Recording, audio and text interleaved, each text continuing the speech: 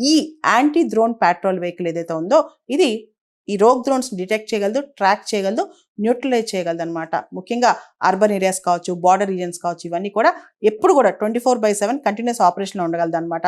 ఇది ఆల్ టెరెన్, రోడ్లు ఎలా ఉన్నా, ప్లేసెస్ ఎలా ఉన్నా, లేదా అక్కడున్న పరిస్థితులు ఎలా ఉన్నా సరే ఆల్ టెరెన్ ఒక టయోటా హైలక్స్ చాసిస్ ఈ వెహికల్ మీద ఇది గస్తీ కాస్తూ అంటే అటు ఇటు తిరుగుతూ పూర్తి స్థాయిలో ఆన్ ద మూవ్ ఆపరేషన్స్లో ఉంటుంది అనమాట.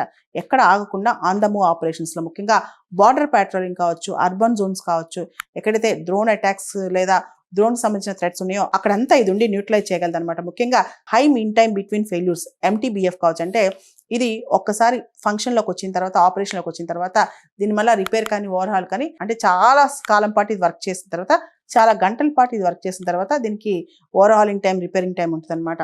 తర్వాత ఇది పూర్తి స్థాయిలో బ్యాటరీ బ్యాకప్ ఉంటుంది. 24/7 కంటిన్యూస్ ఆపరేషన్ దీన్ని ఉంచుకోవచ్చు అనమాట. ఎలాంటి హార్ష్ ఎన్విరాన్మెంట్స్లో అయినా ఈ fully mobile AI powered anti drone petrol vehicle అనేది పనిచేస్తుంది అనమాట.